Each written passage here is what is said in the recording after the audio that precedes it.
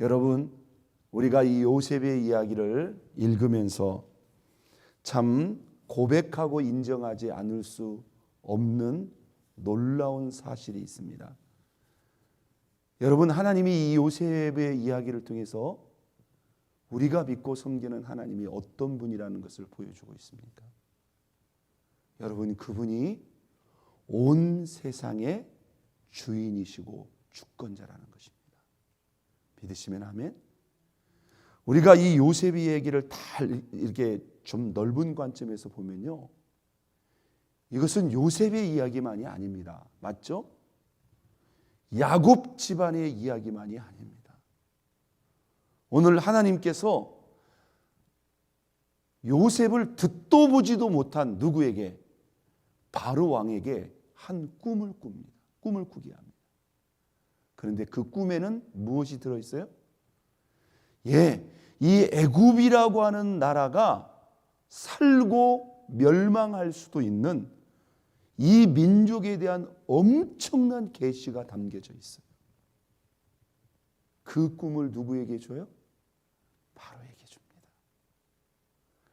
그리고 아무도 해석할 수 없을 때, 바로 만 2년 전에 요셉과 함께 옥중에서 요셉을 통한 꿈의 해석으로 복직한 누구?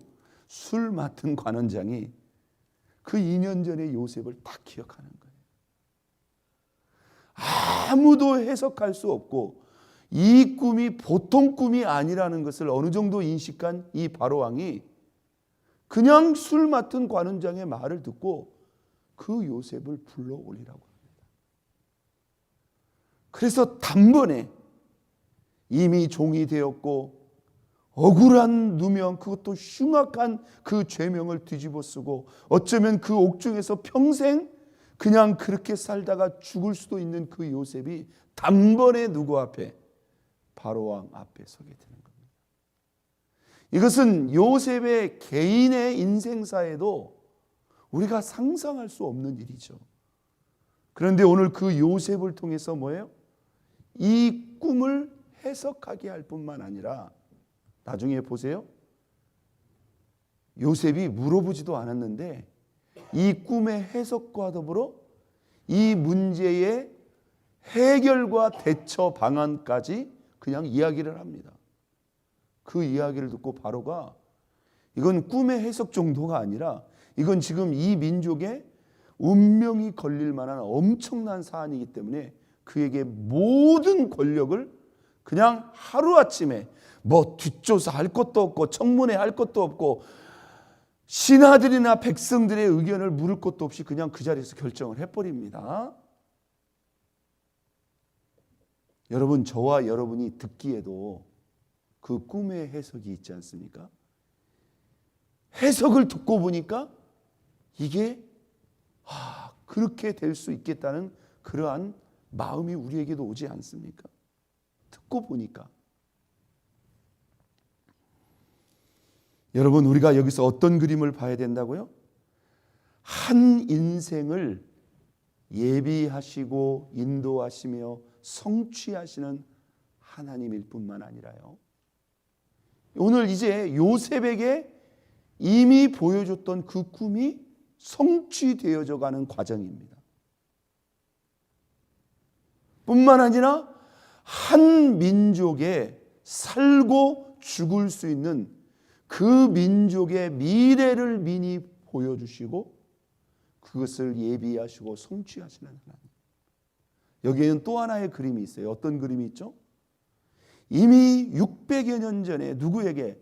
아브라함에게 이스라엘 민족의 미래를 보여주신 그 하나님이 야곱의 아들 요셉을 통해서 이제 야곱과 그의 가족들이 어디로 간다?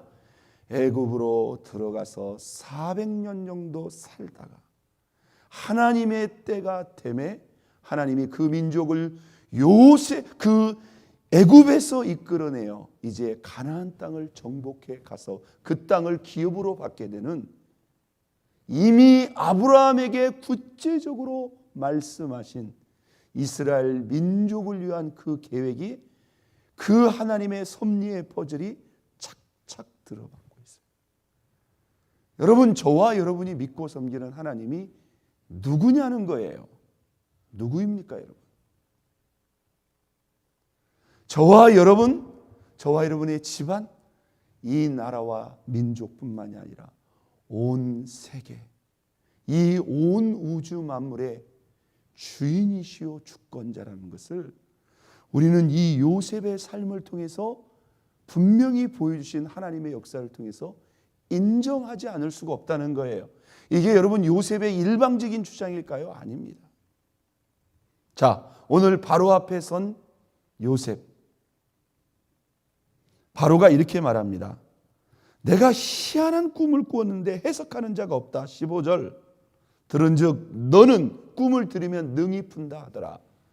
누가 꿈을 푼다고요? 요셉이 푼다 이렇게 불었어요. 자, 16절 요셉의 대답이 기가 막힙니다. 16절 읽겠어요. 요셉이 바로에게 대답하여 이르되 내가 아니라 누구라? 하나님께서 바로에게 평안한 대답을 하시리라. 아니, 얘가 꿈을 잘 푼다고 그래서 얘를 데리고 왔는데 나는 아닙니다 그러는 거예요. 그리고 누가? 하나님께서 요셉에게 평안한 대답을 하시리라. 여러분, 이게 지금 어디 안전입니까? 지금 요셉은 바로왕 말 한마디면요 그 자리에서 뭐 옥에 갈 것도 없어요. 그죠? 그런데요 요셉이 당당하게 말합니다. 내가 아니고요 하나님이 당신에게 평안한 답을 주실 것입니다. 여기서 우리가 요셉의 신앙, 영성, 하나님과의 관계를 보는 거예요. 믿습니까? 이 요셉이 하루아침에 나온 게 아니다 이 말이에요. 그 큰 고난, 그 고난의 그 벼랑 끝에서 그가 믿고 의지할 수밖에, 붙잡을 수밖에 없었던 그 하나님. 우리가 오늘 이 본문에 보면요 이 창세기 41장에 하나님이라고 하는 단어가 몇 번 사용한 줄 아세요? 8번이 사용됩니다. 8번. 그 4번이요 요셉이 누구 앞에서? 바로왕 앞에서 한 말이에요. 그 2번이요 바로왕이 계속 듣더니 이 하나님이 누구에게 전달이 됩니까? 바로왕에게 전달이 돼요. 그래서 바로왕이 2번 하나님이라는 말을 합니다. 그리고 나머지 2번은요 요셉이 2 아들을 낳고 그 2 아들을 가슴에 안고 하나님의 은혜와 그 축복을 고백하는 그 2번입니다. 자, 첫 번째 하나님께서 대답을 하실 겁니다. 자, 2번째 25절 바로의 꿈을 다 듣고 요셉이 말합니다. 여러분 꿈의 내용은 잘 아시겠죠? 25절 요셉이 바로에게 아라되 꿈을 듣고 바로의 꿈은 하나라. 하나님이 그가 하실 일을 바로에게 보이심이니이다. 할렐루야. 정확하고도 분명한 말이죠. 이것은 지금 민족의 미래에 대해서 저 하늘의 하나님만이 주실 수 있는 꿈이죠. 당신이 꾼 2 꿈은 하나입니다. 이것은 하나님이 당신에게 하실 일을 보여주고 있습니다. 그러면서 쫙 해석을 하는 거예요. 7 좋은 암소, 7 좋은 이삭은 7회입니다. 그리고 그 위에 올라온 파리하고 흉악한 7소, 또 7년이요 동풍에 말라 속이 빈 7 이삭도 흉년이라. 그리고 28절에 또 한 번 강조합니다. 같이 읽어볼까요? 내가 바로에게 이르기를 하나님이 그가 하실 일을 바로에게 보이신다 함이 이것이라. 할렐루야. 여러분, 하나님이 저와 여러분의 자녀를 세우실 때요 저와 자녀들의 입술을 통해서요 이렇게 하나님이 증거되고 선포되어야 됩니다. 믿으시면 아멘.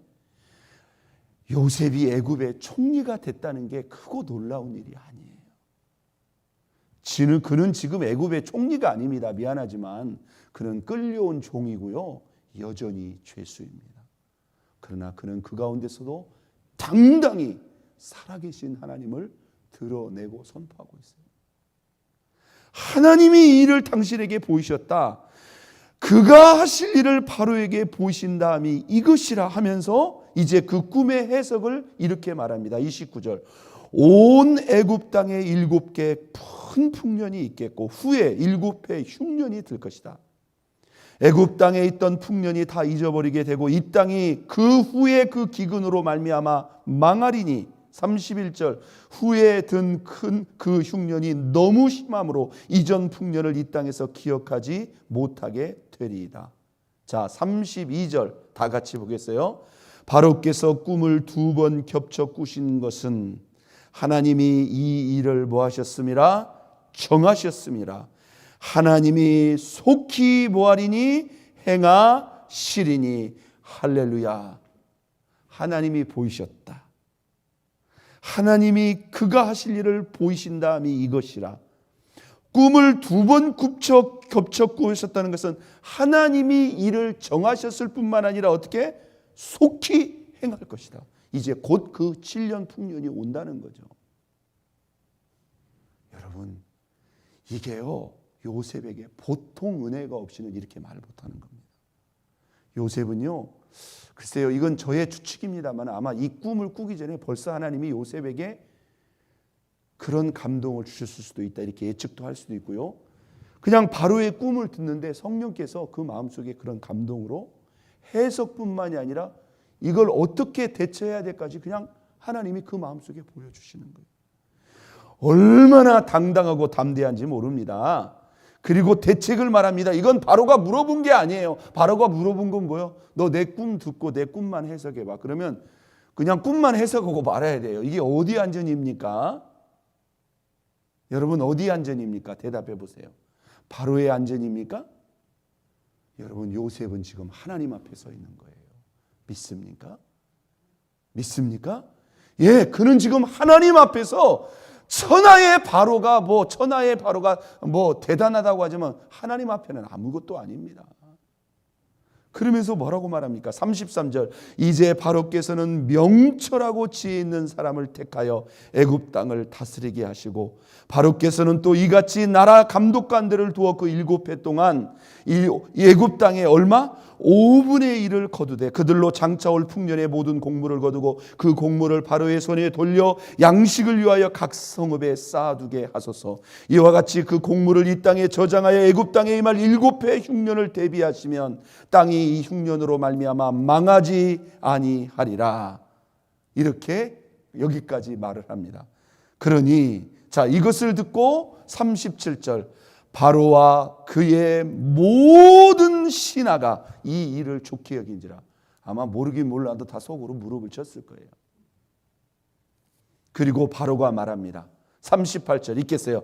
바로가 그의 신하들에게 이르되 이와 같이 하나님의 영에 감동된 사람을 우리가 어찌 찾을 수 있으리요? 하나님의 영이라고 그랬어요. 도대체 요셉의 하나님이 누구 어떤 하나님이도 모르는데 그냥 요셉이 계속 하나님 얘기하니까 이 하나님이 지금 바로에게 뭐예요? 전달이 된 거예요. 이와 같이 하나님의 영에 감동된 사람을 어찌 찾을 수 있으리요? 자, 39절은 또 이렇게 말합니다. 요셉에게 이르되 하나님이 이 모든 일을 너에게 보이셨으니 너와 같이 명철하고 지혜 있는 자가 없도다. 너는 내 집을 다스리라. 내 백성이 내 명령에 복종하리니 내가 너보다 높은 것은 내 왕자뿐이라. 할렐루야.